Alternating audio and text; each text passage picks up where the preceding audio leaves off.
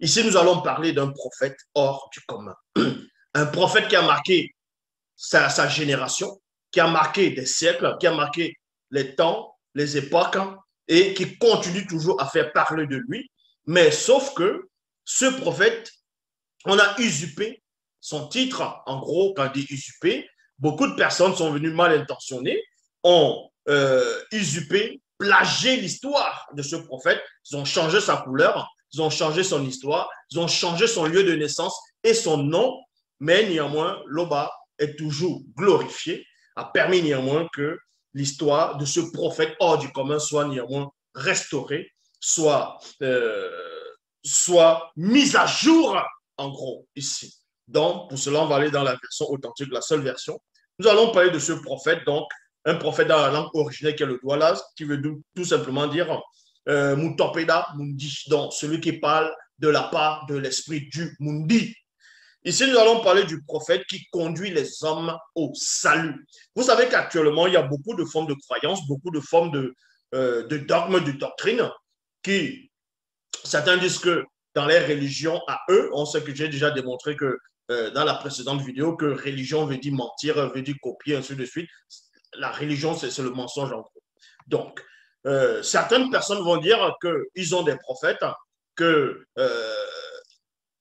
les prophètes, c'est le dernier prophète, tandis que d'autres vont dire qu'il n'y a plus de prophètes, d'autres diront qu'il y aura toujours des prophètes, d'autres disent que les prophètes n'ont jamais existé. Bref, il y a plusieurs formes de théories, mais par rapport à toutes ces théories, nous allons néanmoins entrer dans la base de la source même. Je sais que vous savez néanmoins que dans l'histoire du peuple originel, dans le peuple noir, où tous les prophètes sont issus, dont les véritables prophètes qui étaient mandatés, il y a eu des prophètes majeurs et des prophètes mineurs. Mais ici, nous allons parler de l'un des prophètes majeurs qui a bouleversé l'époque. Et ce prophète est connu tout simplement sous le nom de Djo Kisabe. Et beaucoup de personnes dans plusieurs religions, ils ont pris son histoire. Comme j'ai dit, ils ont trafiqué, ils ont falsifié son histoire, ses paroles, ainsi de suite. Ils ont donné des noms, des titres au fur et à mesure en fonction de leurs propres folies, de leur égarement.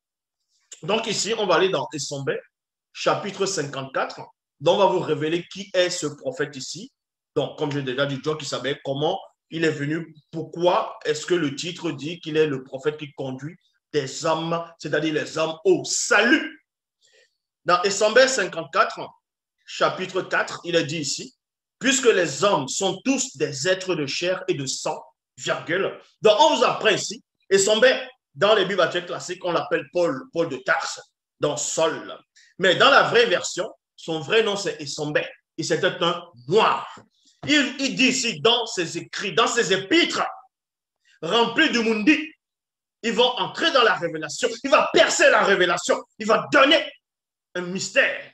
Il dit ici, dans Essombe 54, verset 4, il est dit, puisque les hommes sont tous des êtres de chair et de sang, il y a virgule, Djo Kisabe lui-même est devenu comme eux, il y a virgule ici, il a participé à leur nature d'homme de chair et de sang, sans péché. Donc, Essombe ici va parler aux gens de son époque et en sachant néanmoins qu'en parlant aux gens de son époque, son histoire, c'est-à-dire ses écrits, ses récits vont néanmoins continuer à aller dans la suite des âges.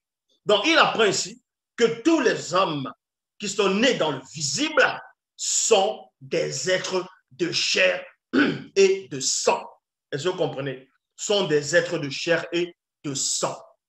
Et néanmoins, en étant être de chair et de sang, il y a beaucoup eu de péchés. Il y a eu la faute, il y a eu la chute, la grande chute, il y a eu plusieurs formes de chute. Donc, il y a eu la pré-chute. Et donc, l'homme était plongé dans l'obscurité. Donc, dans l'obscurité, il devait être extirpé de cette obscurité, de ce mensonge-là, de cette imposture du Mundima Bobo, du mauvais esprit, dont Satan, dont vous connaissez le nom de Satan, le Mundima Bobo, le mauvais esprit. Pour ça, il a fallu qu'il y ait quelqu'un d'autre qui vienne extirper l'homme de cette mort spirituelle, sans cela où Djo Kisabe doit descendre dans ce prophète, parce qu'il avait plusieurs titres, il avait plusieurs attributs, en tant que fils, en tant que grand prêtre, souverain sacrificateur, en tant que Messie, donc Christ, et aussi prophète, Moutapeda, Mundi, donc pasteur, berger, ainsi de suite. Donc Moudi est dit, donc le guide, l'accompagnateur. Mais néanmoins, on va néanmoins, premièrement, prendre le titre, la manifestation, l'une de ces manifestations en tant que prophète majeur.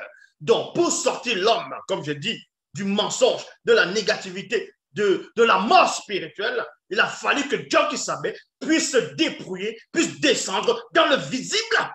C'est pour ça que Essombe dit ici, Essombe 54, verset 4, puisque les hommes sont tous des êtres de chair et de sang, virgule, Dieu qui savait lui-même est devenu comme eux. Donc, pour les sauver, il fallait que lui-même, il prenne la condition de la chair, du sang.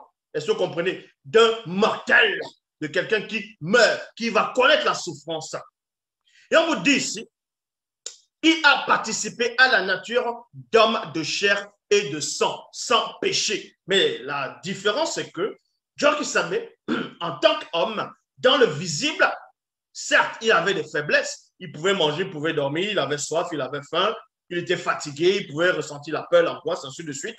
Mais néanmoins, malgré toutes ces épreuves dans le visible, malgré son statut dans le visible, malgré les épreuves, malgré les circonstances, dans les démons de circonstances, Dieu qui savait qui est le vrai Christ, qui n'a rien à voir avec Jésus-Christ, Jésus de Nazareth, dont c'est usurpateur. Donc, Dieu qui savait ici va venir dans le visible, accomplir une mission, et pendant qu'il accomplit sa mission, il ne pêche pas, il ne connaîtra pas le péché, la faute